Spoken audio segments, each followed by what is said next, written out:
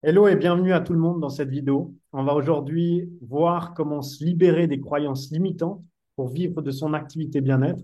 Pour ça, j'ai invité une personne passionnée par le domaine des croyances limitantes et que je vais présenter bien entendu à l'instant. Et je pense que ce contenu, il va être assez intéressant. Je me réjouis sincèrement de pouvoir partager là-dessus parce que je vois énormément de personnes que j'accompagne au quotidien qui sont limitées par rapport à leurs pensées, à leurs croyances. Et dans une activité qui fleurit, ben, bien entendu, il y a le 20% des 80, ça se passe à l'intérieur. On crée son extérieur de l'intérieur. Et je pense que les croyances limitantes sont là pour nous ralentir. Et donc, je me réjouis d'apporter beaucoup de valeur avec l'invité d'aujourd'hui. Gennaro, comment vas-tu? Très bien, merci de cette invitation, Morgane. Je vais très bien. Super. Merci à toi d'être là. Merci pour le temps. On va essayer de rester concret sur les croyances limitantes, d'apporter Yes. de la valeur. Et donc, vraiment, toutes les personnes qui participent et qui voient cette vidéo vont retirer énormément de valeur et j'en suis persuadé. Est-ce que tu peux te présenter avant de justement qu'on attaque le sujet ensemble? Oui, avec grand plaisir. Donc, mon prénom, c'est Gennaro, donc d'origine en fait italienne.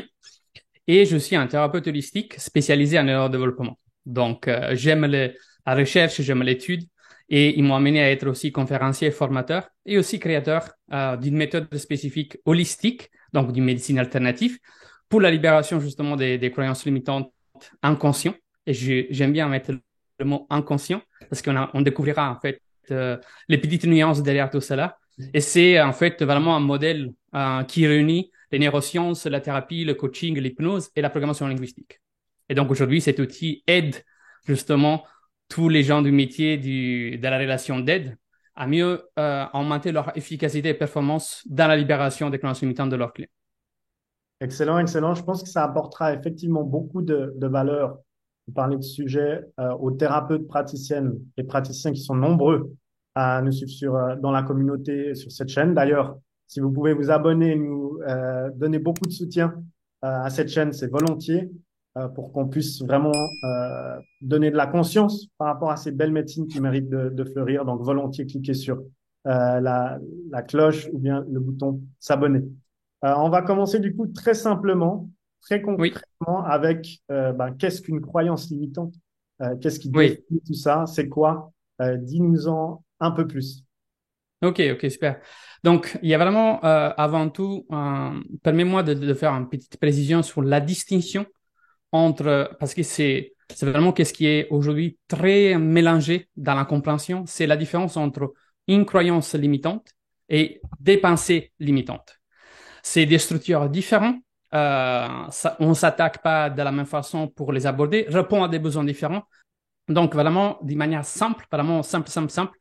La pensée limitante sont ces pensées négatives qui répondent à des phrases que nous disons à nous-mêmes principalement, comme je ne suis pas assez bon pour, je ne peux pas réussir car. Donc voilà, toutes ces phrases-là sont des phrases temporaires. C'est ça en fait déjà une différence. C'est temporaire et peuvent varier vraiment en fonction des situations. Chose que les croyances limitantes, en revanche, sont vraiment des convictions profondes qui sont ancrées jusqu'au système nerveux et ces croyances-là ont tendance à être plus stables dans les temps parce qu'ils sont perçus comme une vérité, une certitude immuable dans les temps.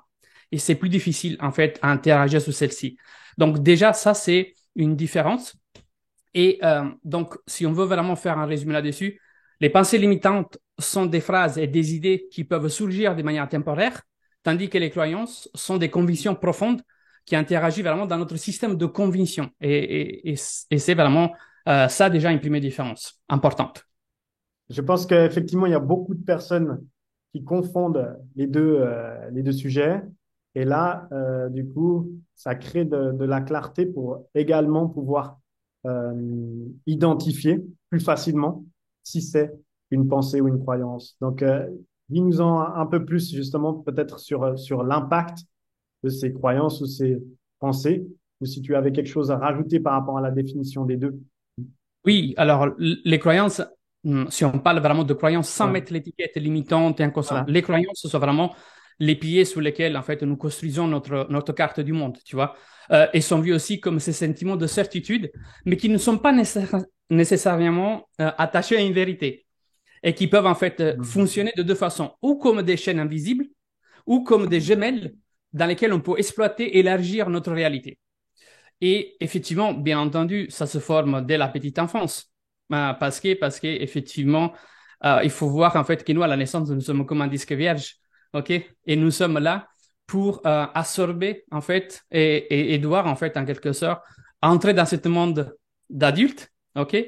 Et donc, effectivement, ces croyances, quand on est enfant, nous absorbons, en fait, toute une gamme, en fait, de croyances et on le prend tout pour bon, en fait. Parce qu'on n'a pas la capacité de filtrer ou de les mettre dans des catégories, OK, à voir, laisse-moi le temps de. On n'a pas toutes ces fonctions-là. Donc, on ébâche tout comme des vérités. Et donc, c'est pour ça que les croyances sont un peu ces concepts sur lesquels nous avons un fort sentiment de certitude. Et ça se forme par conditionnement interne, externe, par les expériences, par des insécurités. Beaucoup de personnes sous-estiment en fait cet impact-là, mais quand nous sommes dans une insécurité, dans un système de vide, ce que j'appelle moi un système de vide, et qu'on n'a pas du tout de sécurité interne, eh bien en fait, ça suffit que quelqu'un qui est en face de nous, qui a une certaine autorité, une certaine sécurité, dise quelque chose, on commence à l'héberger comme une vérité, parce qu'il remplit cette vide. Donc voilà, ça c'est un peu aussi cette partie intéressante, mais en même temps piégeante en fait du système de conviction. Et l'impact, en fait, bon, il y a de nombreuses études, que ce soit en neurosciences, en psychologie, qui ont déjà étudié les croyances limitantes depuis des années, mais qui encore, ça continue, et qui montrent en fait l'impact aussi sur notre santé mentale, sur notre vraiment bien-être. Vraiment, sous différents aspects, on a vu, je fais un exemple, juste pour citer quelques études, les personnes qui ont des croyances limitantes en matière de compétences, ben, en fait, ont tendance à avoir des niveaux de dépression plus hauts. Donc, Mhm. ça peut porter en fait à augmenter notre niveau de prestation. Ça peut baisser en fait tout ce que c'est les performances, même d'apprentissage, même de performances au travail, sur les performances même sportives. Et carrément, on s'est vu même que les croyances limitantes ont un impact négatif sur la récupération des personnes atteintes même dans des troubles mentaux. Donc, ça va vraiment chercher loin. C'est pour ça, en fait, que c'est important travailler, libérer, en fait, cette croyance limitante inconsciente. Euh, parce que, en fait, évidemment, l'impact négatif, il va aussi chercher l'estime de soi, la confiance en soi, nos capacités de atteindre nos résultats, donc nos objectifs. Donc, c'est relativement très important, vraiment, si on veut pas vivre en fait comme avec des chaînes en fait attachées partout sur notre corps et qui nous limitent en fait à avancer dans notre vie. Donc, pour en épasser qu'on appelle ça, pour éviter de s'épuiser dans des actions stériles, parce que c'est que des tentatives de solutions qu'on va enchaîner, il va falloir en fait vraiment prendre en considération de considérer cet aspect comme très important dans notre vie. Ok, excellent. Merci pour cette explication. Je pense, pour essayer d'apporter vraiment de la valeur aux thérapeutes praticiennes et praticiens qui nous écoutent, on pourrait aller vraiment dans le concret d'une personne Yes. peut-être que tu as accompagnée, qui a eu des croyances limitantes, et vraiment essayer d'aller dans le fait Oui. de pouvoir accompagner les thérapeutes praticiennes à praticiens à identifier ces croyances limitantes et pourquoi dans la transformation qu'ils souhaitent amener à leurs patients consultants clients, c'est important de travailler sur cet aspect-là. Peut-être tu peux nous donner un exemple, ben justement, une expérience par rapport à une personne et son résultat, sa transformation pour nous inspirer. Oui, oui, bien sûr. Alors, si on parle en fait d'un exemple, nous, dans mon programme d'accompagnement, on fait des études des cas. C'est-à-dire en fait que les experts qui se forment se filment avec leurs clients, patients ou même cobayes. Et après, on Mhm. analyse en fait les résultats, toutes les choses qui sont passées. Et semaine dernière, nous avons vu en fait une situation donc d'une femme 42-45 ans, parce que je veux être plutôt large pour pas identifier la personne avec des enfants. Et son problème, c'était que depuis petite, 10 ans, euh, vivait pour les autres. Donc, Mm. s'oublier tout le temps, pas trop de considération de soi, pas trop de valeur pour soi. Mais c'était pas uniquement dans la sphère en fait professionnelle ou c'était personnel, donc relationnel avec son mari, mais même amical. Donc, elle subissait tout le temps les Mm. environnements externes. Et donc, quand elle vient, elle disait juste, en fait, ben, mon problème, c'est que j'aimerais bien plutôt vivre selon mes valeurs, selon mes besoins, selon mes plaisirs. Mais je ne sais pas pourquoi, en fait, je n'arrive pas. Et donc, en faisant, en fait, un travail à travers donc, ce processus, s'avère, en fait, que la croyance limitante racine qui obligeait cette personne à subir depuis 25 ans le monde externe, c'était qu'elle avait créé une relation inconsciente qui disait, si je vais vivre selon mes valeurs et mes besoins, je vais faire souffrir les gens. Et vu qu'elle, c'était une hypersensible, et que donc se mettre en avant, s'aimer, ça veut dire, pour elle, elle avait associé à faire souffrir les autres. Et donc, c'était normal que toutes ces actions n'aboutaient jamais, en fait, à faire ça. Et c'est pour ça qu'elle disait, quand il est venu, c'était sur un problème aussi de manque d'estime, de valeur de soi, n'arrivait pas non plus à avancer professionnellement dans sa carrière professionnelle parce qu'elle était vue, tout était attaché à ce dossier-là. Si j'avance moins, les autres vont souffrir. Et donc, Mm. vu qu'elle n'était même pas capable de faire du mal à une mouche, imagine de, tu vois, de se rapprocher avec un être humain. Donc, c'était impensable tout ça. Et donc, qu'est-ce qui s'est passé? C'est que dès qu'on a travaillé, on a libéré cette cause racine-là, qu'est-ce qui s'est passé? C'était juste incroyable. Donc, imaginez 25 ans de couper de tout. 3 jours après, on m'appelle en panique totale et la personne, il fait, il faut que tu m'aides. C'est passé un truc, j'ai demandé à mon mari de faire une réunion après que les enfants s'étaient couchés et je l'ai tout sorti, toute la manière en fait éduquée, mais je l'ai dit que je ne veux plus subir en fait la vie, que je m'aimais, que je respecte, que j'ai besoin de respect, des choses comme ça. Et le lendemain, je fais pareil au boulot. J'ai vu toute mon hiérarchie, j'ai créé en Mm. fait un carissement et j'ai pris position. Je dis, mais waouh! C'est une éveil incroyable. Élevé. Oui, non, mais c'est peur. J'ai peur maintenant parce que j'ai jamais senti autant d'amour pour moi. Mm. Donc, la personne, elle est passée 3 jours après en action directe, en reprenant possession de sa vie de 25 ans, d'oubli total de valeur. Et on n'a pas travaillé sur l'estime de soi d'une manière, en fait, directe ou sur la confiance à soi. C'était tout simplement l'effet de se libérer de ces chaînes invisibles, comme on disait, les croyances, ils peuvent travailler comme Mm. ou des chaînes invisibles ou des gemelles. Et donc, il est passé de chaînes invisibles à gemelles pour élargir ce qu'il avait déjà en soi. C'est pour ça que souvent, la confiance et l'estime de soi ne sont pas à Mm. travailler ponctuellement sur ces points-là, mais qu'est-ce qui fait que derrière, j'ai en fait cette faible dans cette période de valeur ou de confiance en moi. Donc voilà, un cas concret, je fais un exemple de Ouais. comment pouvoir reprendre sa vie en main. Alors bien sûr, attention, c'est comme des tsunamis qui arrivent, hein, parce que quand on passe 25 ans à ne pas savoir conduire une voiture et après il nous met dans une Lamborghini ou Porsche ou qu'est-ce que ce soit et qu'il nous met en fait à fond la pédale, on n'a pas non plus la capacité de savoir conduire cette voiture-là. Donc, c'est d'où l'importance après d'un thérapeute ou d'un expert de suivre en fait les clients dans cette nouvelle puissance aussi. Il va falloir la maîtriser, cette nouvelle puissance. Tout à fait, un accompagnement plus qu'une prestation faite une fois quand il y a un chamboulement qui se crée pour réellement accompagner à la transformation. Donc ça, c'est très important. La plupart des gens justement que j'accompagne, il faut que ce soit ça, autrement on laisse les personnes dans la nature, dans le chamboulement et ça revient généralement à la case départ. Je pense que là, tu as apporté pas mal de clarté sur, OK, vous avez des outils, vous pouvez bosser sur tout l'extérieur, ce que vous pensez être, mais quelle est la racine, quelle est l'origine? Qu'est-ce qui se cache derrière ce symptôme? Et ça, il y a beaucoup Ouais, de personnes que j'accompagne également qui se focalisent essentiellement sur le symptôme, mais qui vont pas à l'origine. Et pour développer une activité, clairement, il faut aller à l'origine pour avoir un résultat, une transformation et que l'activité soit aussi pérenne qu'il y ait du résultat. Et donc ça, ouais, c'est la porte principale. Ouais. c'est super que tu puisses apporter de la clarté avec cet exemple si concret. Je pense que maintenant, on va aller sur la transformation de cette personne. Quelles ont été les étapes essentielles à la libération des croyances limitantes? Donc, comment cette transformation, ce processus de libération, comment on se libère de, de, de OK. croyances limitantes simplement? Voilà, expliquer.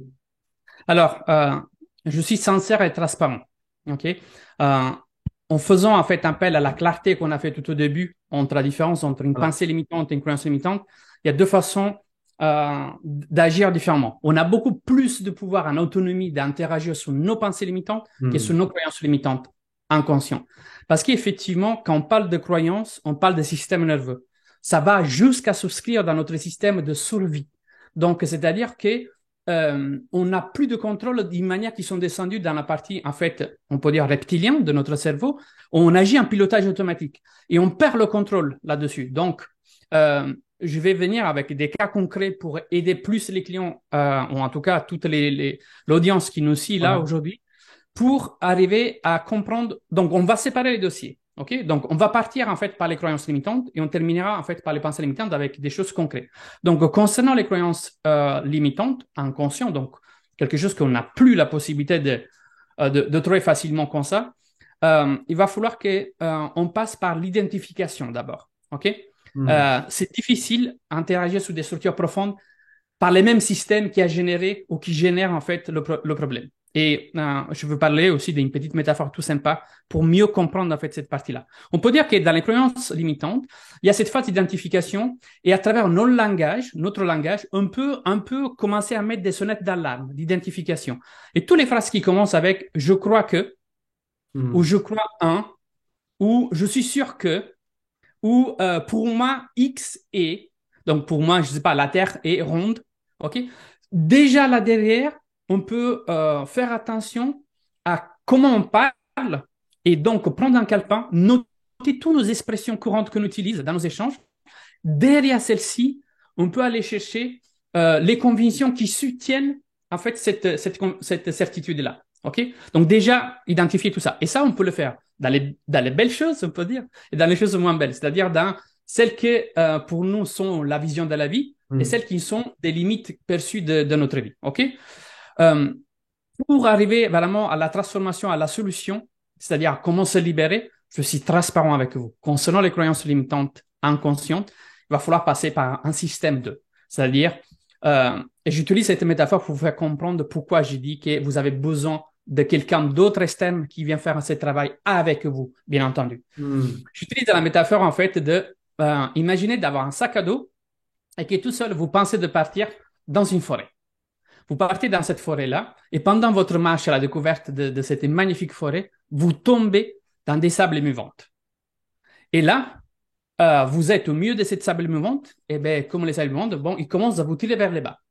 Et vous, donc si c'est homme, femme, peu importe, vous décidez en fait d'utiliser, de vous en sortir de là-dedans, en faisant quoi? Vous prenez votre jaquette, votre sac à dos et vous tirez vers l'eau, en pensant en fait que cette geste-là vous sortira de là-dedans parce que vous voulez vous sortir. Ben, le résultat sera que vous n'allez pas sortir. Vous allez en fait rester dans le supplément. Au contraire, plus vous bougez, plus vous allez en fait rester là-dedans. Donc, la seule chance qu'on a là-dedans, c'est de crier à l'aide. Donc, faire entendre notre voix afin que quelqu'un puisse venir nous entendre, nous secourir avec, je sais pas, une branche pour qu'on puisse s'attacher et nous tirer dehors. Pourquoi? Parce qu'effectivement, nous sommes à l'intérieur de nous exactement un système. Et donc, quand on parle des systèmes, si le système est la cause d'un problème, ce système est le problème. Donc, il ne peut pas le résoudre. On a besoin d'un système de externe qui va au-delà de notre biais cognitif, qui va au-delà de notre heuristique décisionnelle et qui va au-delà de cette piège, en fait, de cette croyance limitante. Il va falloir quelqu'un qui, d'une manière externe et neutre, puisse en fait bypasser toutes ces pièges pour nous aider à sortir. Donc, c'est pas parce qu'il n'existait pas des moyens pour le faire toute seule, mais c'est vraiment très inefficace. Et d'ailleurs, en fait, je vous déconseille vraiment aussi, il y aura une petite disclaimer de qu'est-ce qu'il faut surtout pas faire pour sortir en fait des croyances limitantes. Donc, concernant les croyances limitantes, voilà, prêtez plutôt attention à le langage que vous utilisez avec cette notion de phrase initiale et derrière, descendez à comprendre quand une expérience vous a porté à définir en fait cette croyance-là. Si la Terre est ronde, qu'est-ce qui vous fait dire que la Terre est ronde? Qu'est-ce qui a influencé cette conviction-là? L'étude scientifique, l'école, la maîtresse, peu importe. OK? Donc, on peut venir après à dire, est-ce que cette information elle est encore utile pour moi aujourd'hui? Est-ce qu'il me permet d'avancer vers mes objectifs? Oui, non, on peut commencer à faire un peu entrer. Mais pour le reste, vraiment, faites appel à quelqu'un qui peut vous aider là-dessus. Donc, ça, c'est concernant vraiment les croyances limitantes. Pour les pensées limitantes, alors là, effectivement, il y a plusieurs pistes qui sont en fait intéressantes. Donc, les choses à faire, c'est vraiment commencer à avoir des réflexions sur ses propres pensées, OK? Donc, prendre conscience, comme les croyances limitantes, de ces pensées négatives et se questionner encore sur la validité et donc commencer à remettre en question à travers l'expérience vécue passée. Est-ce qu'il démontre que vous l'avez déjà fait? Oui, non, quand, pourquoi? Donc ça, ça aide beaucoup la pratique de la méditation ou de la pleine conscience sur les pensées limitantes. Oui, ça fonctionne bien. Euh, Quelque chose de super en fait sympa aussi, c'est la pratique en fait de l'exposition. Qu'est-ce que ça veut dire ça?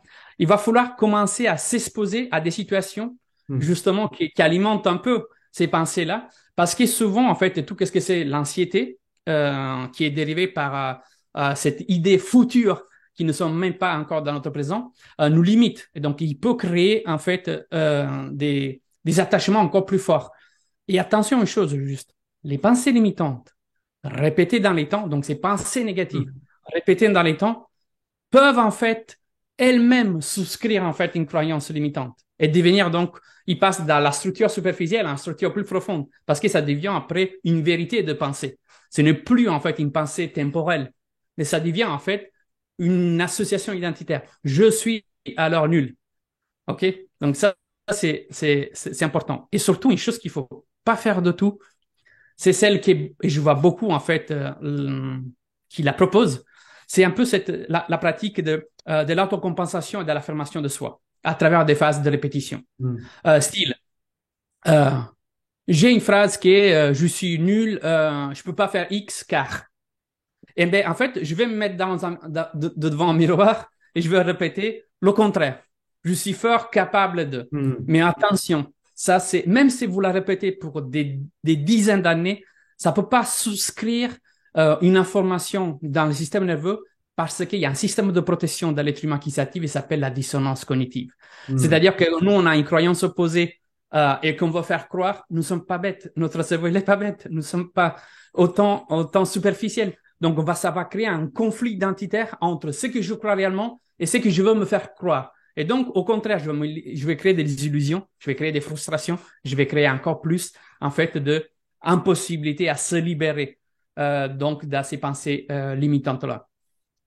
Merci pour le partage de ces choses plus concrètes à mettre en place. Je pense que là-dessus, il y aura beaucoup de personnes également qui pourront interagir et réagir par rapport à ce que tu as donné, par rapport aux outils. Si la dissonance fonctionne pour eux, quels sont leurs avis, leurs opinions par rapport à ça dans les commentaires. On se fera un plaisir de vous répondre également. Euh, je pense que ça fait du sens. Je vois beaucoup de gens qui parlent de tout ça. Et là, on a apporté, en tout cas, tu as pu apporter beaucoup de clarté sur quelle action je peux mettre en place par rapport à ça? Parce que l'identifier les croyances limitantes ou pensées limitantes, ça se fait assez facilement, généralement. Et après, mais qu'est-ce que je mets en place? Et donc, merci pour cette valeur. Est-ce que, Ouais, avec grand justement, plaisir. est-ce que par rapport à ça, il y a des contre-indications ou les choses justement à ne pas faire par rapport aux croyances limitantes? Tu nous as parlé de la dissonance qui fonctionne pas forcément. Qu'est-ce que toi, tu as remarqué de ta position, pas forcément à faire ou à éviter par rapport à ça? Ça peut être intéressant aussi. Oui, alors, avant d'entrer là-dedans, il y a une chose qu'en fait, on peut faire beaucoup de prévention. Ça, oui. Hmm. On peut créer de la prévention sur les croyances limitantes inconscientes. Et je vous donne en fait une technique tout simple, Super. mais c'est très, très, très puissant. La technique s'appelle la technique de l'UPA. OK. Qu'est-ce que c'est la technique de l'UPA? C'est simple. Quand vous entendez vous-même dire quelque chose sur vous-même, OK, ou de monde extérieur qui crée des affirmations sur vous, mais que ça peut être pas forcément uniquement dans la partie négative, ça peut être aussi dans une partie évolutive, ou en tout cas perçue comme évolutive, vous devez terminer toutes les phrases avec ou pas. Je fais un exemple. La Terre est ronde ou pas. Je suis nul car ou pas. Mais l'oupa derrière porte en fait une introspection de recherche, de comparaison pour créer en fait entre une affirmation externe-interne, une réévaluation sous base d'expérience interne, dans laquelle je me laisse un temps d'aller chercher, vérifier, créer cette troisième vérité. Cette dissociation dans cette affirmation nous permet effectivement, grâce à ou pas, de pas en fait héberger en nous tout comme des vérités. Ça commence à mettre comme des pare-feux, comme OK, avant que ça devienne une vérité ou une certitude à l'intérieur, je prends un temps. Je prends un temps de recherche. Et c'est vrai qu'il y a un système, celle que dans notre cerveau on appelle système lent et système rapide. C'est que si on laisse tout à la partie automatique faire le job, lui, il prend tout comme bon. Donc, c'est contre notre nature, mais on doit le faire. C'est d'être le plus conscient possible dans nos formes de pensée, qu'ils soient externes, qu'ils soient internes. La technique de Lupa, ça nous permet de prendre un recul, OK, et effectivement de mettre en doute toute affirmation. Et d'ailleurs, je rentre en fait dans la dissonance cognitive et des choses comme ça. Effectivement, le doute est une clé super importante des croyances limitantes inconscientes. Plus, c'est par le doute qu'on crée aussi les croyances limitantes et c'est par le doute qu'on peut défaire les croyances limitantes. Commencez à douter de tout ce que vous pensez être juste ou vrai. L'effet de douter, ça ne veut pas dire en fait ne pas se donner de la confiance sur certaines certitudes. Ça ne veut pas dire perdre de la confiance en soi. Non, ça veut dire juste être tout le temps à la recherche de vérifier que cette information il est encore à jour et valable pour notre présent et notre futur. Excellent. Là, je vois un parallèle à faire sur le développement d'activités, remplir son agenda. C'est la remise en question par le doute, hein. Est-ce que l'action que je mets aujourd'hui en place, elle fait du sens ou pas? Est-ce que c'est parce qu'on m'a dicté des choses, c'est par rapport à mes croyances ou pas? C'est très intéressant du coup. Et je pense que ce portail du doute, de l'aspect du doute qu'on peut ouvrir pour valider ou non, si c'est juste dans la vision du monde qu'on a, c'est assez puissant. Et donc, j'encourage également tout le monde à mettre en place cette action, car vous pouvez écouter cette vidéo. Si vous ne mettez pas d'action en place, ça ne servira à rien. Voilà. Yes, Exactement, exactement. super.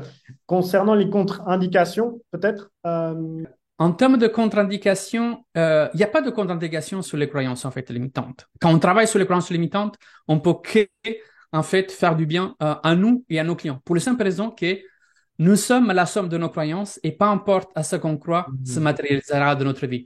Donc, si je passe d'un état négatif de croire et être limité et je me crée une nouvelle château, même si c'est trop fantastique, mais en restant par contre pied Ouais. sur terre, mais que je change de perspective et je change d'angle et j'installe quelque chose qui est plus fonctionnel que la négative, on pourra jamais faire en fait pire de ce qu'on a déjà comme base de départ. Donc on peut qu'améliorer la base de départ. Et dans cette nouvelle système de vivre une nouvelle perception, donc une nouvelle croyance de soi ou de notre capacité ou de nos professions, qui soit par contre congruent avec notre niveau de certitude, parce qu'il ne faut pas jouer aux bêtes avec nous-mêmes, à notre système, sinon ça activera notre système de dissonance cognitive. Donc il va falloir en fait juste prendre le temps de pouvoir en fait se mettre dans une nouvelle hébergement de vérité. Bien sûr, parfois, alors on peut le faire toute seule, mais ça demandera en fait une introspection qui, si on n'a pas des modèles non plus exploitables d'indication, c'est un travail de toute une vie. Parce qu'en fait, il faut imaginer que nos croyances limitantes, ou en tout cas nos systèmes de croyances, il faut les voir comme des spirales, ok, dans lesquelles il y a un point de construction initiale et il va vers l'infini. Et tous ceux-là, ils sont en fait croisés ensemble, ils font de la conductivité et ça met en relation tout. Donc, ça, c'est sans fin en quelque sorte parce que plus on grandit, plus nos forêts neuronales grandissent, plus en fait ça devient ingérable pour nous tout seul dans notre petit en fait niveau de compétence, pouvoir interagir et de faire des nœuds autant ramifiés à l'intérieur de nous. C'est pour ça en fait que nous sommes de base un être irrationnel plus qu'irrationnel. Parce que imaginez que l'être humain reçoit par jour en moyenne plus que 10 000 stimulus décisionnels. Donc, si on n'avait pas un système de biais cognitifs, de heuristique et d'un système de croyances, on partait tous à l'hôpital avec une chemise blanche et les mains attachées derrière. On sera tous des fous. tu vois, parce Ouais. qu'on perdra vraiment, c'est impossible. 10 000 stimulus décisionnels par jour. C'est pour ça que les croyances, en quelque sorte, de base, sont fonctionnelles à notre existence. Parce qu'il nous fait permettre d'interagir dans le monde, de s'identifier, de créer une direction, et pour, en fait, ne pas être totalement mis dans un océan et dire, ben, vas-y, va quelque part. Mais où je vais? Je me sentirais perdu partout. Donc, c'est important. Après, certains ne vont pas suivre notre évolution personnelle. Ils sont encore datés et cette manque de mise à jour ben, faire en fait que certaines choses qui étaient fonctionnelles à un moment de notre vie, ben, ils deviennent non fonctionnelles après. C'est-à-dire que quand on était petit, le Père Noël était fonctionnel à notre enfance, à notre plaisir. Après, on grandit et ben, peut-être que pour certains, moi je crois encore au Père Noël, c'est plus fonctionnel, tu vois. Donc voilà. Mais on ne peut Super. pas faire du mal. Donc, pas de contre-indication à travailler sur les croyances limitantes inconscientes. OK. Excellent. Je pense qu'on a fait le tour de presque tous les aspects de ce thème passionnant que sont les croyances limitantes. Ouais, Euh, c'est un thème très, très profond voilà. et c'est vrai que ça m'intéresse de pouvoir Exactement. explorer plein d'autres choses. Mais ça, c'est vraiment la matière, déjà une bonne base de réflexion et de compréhension. Tout à fait. Et c'est le but de rester concret vraiment et apporter de. Bah là, on a apporté de la valeur et c'est vraiment top. Merci pour ça. Est-ce Avec que plaisir. c'est où qu'on peut te retrouver éventuellement, ton site internet ou autre? Oui, alors, sur mon site internet, c'est gennaroporcellicoaching.net. Yes. Ou sinon, sur les réseaux sociaux, je suis présent en fait j'ai une page Facebook, toujours à Gennaro Porcelli Coaching, mon OK. profil perso Facebook ou LinkedIn, TikTok. Donc, je suis un peu présent au tout. Donc, vous pouvez me contacter il y a n'importe où, il y a des moyens de me contacter ou par lien ou par mail ou même un chat ou un message Messenger privé. C'est comme vous voulez. Je serai ravi de partager des moments de valeur encore avec vous. Super. C'est le but de cette chaîne YouTube, c'est aussi de mettre de la conscience de nouveau sur des méthodes, des approches bien-être, mieux-être alternatives qui sont puissantes et qui méritent de fleurir parce qu'il y a de plus en plus de personnes dans le besoin. Et donc, je suis très ravi que tu sois venu ici et partager tout ça parce que je suis convaincu que ça pourra aider beaucoup de personnes qui ne connaissaient pas forcément le sujet à 100% ou bien d'autres personnes qui ne savaient pas que derrière les symptômes qu'elles identifiaient comme la cause du mal-être, eh ben, il y a une origine, il y a une pensée, il y a une croyance. Et donc là, on a pu apporter beaucoup de valeur. Donc, merci pour ça. Et pour toutes les personnes qui regardent encore cette vidéo, on a besoin de votre soutien pour qu'on continue à apporter beaucoup de valeur, qu'on fasse fleurir ce bien-être et ce mieux-être. Donc, volontiers, si vous pouvez vous abonner en cliquant sur le bouton s'abonner, la cloche de notification. Merci à toi, Gennaro. Et je te Merci à dis toi, Morgan, de m'avoir à très invité. vite dans la communauté, du coup. Avec grand plaisir. Avec grand Merci à plaisir. toi. À très vite. Au revoir. Au revoir.